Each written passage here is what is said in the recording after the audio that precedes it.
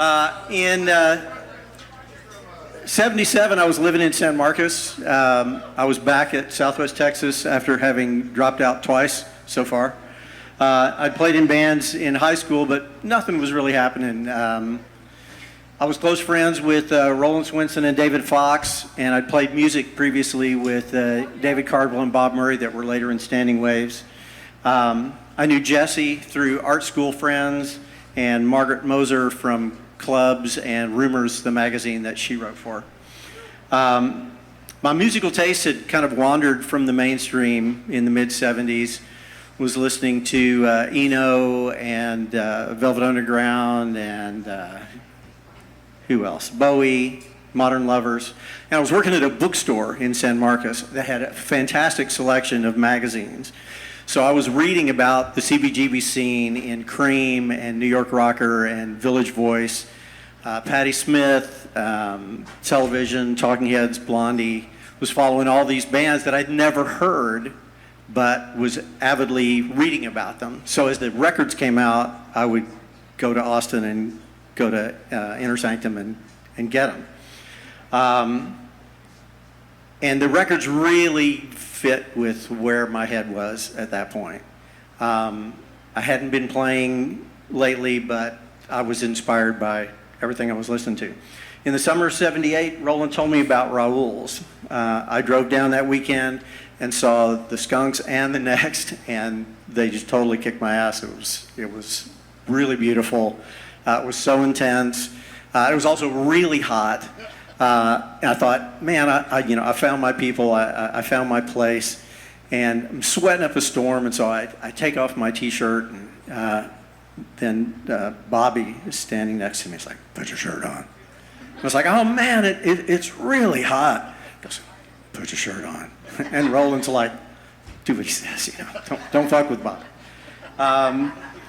So let's see. After that night, I started trying to put a band together. I called Cardwell, and he was in the RTF school at UT, along with about half the people on the scene in Rebels at that point. Half the people in the band seemed like were RTF folks, and enlisted teenage pianist Shona to play on this Farfisa organ that I borrowed, and we started looking for a drummer.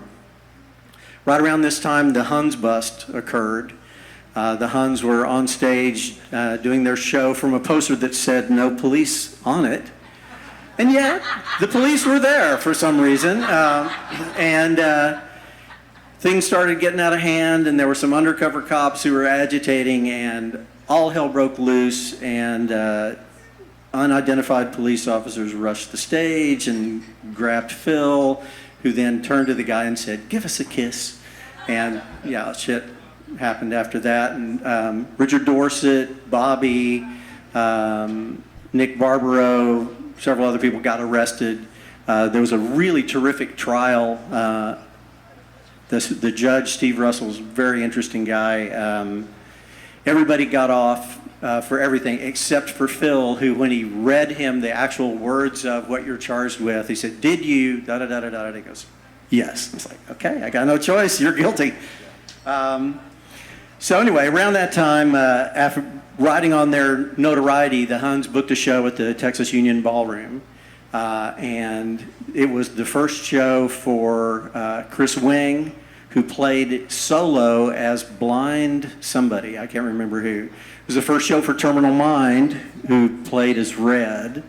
And it was Standing Waves' first show, and we were billed as Latent Homos, which I think was a Phil Tolstead dig at Cardwell. They had some kind of beef.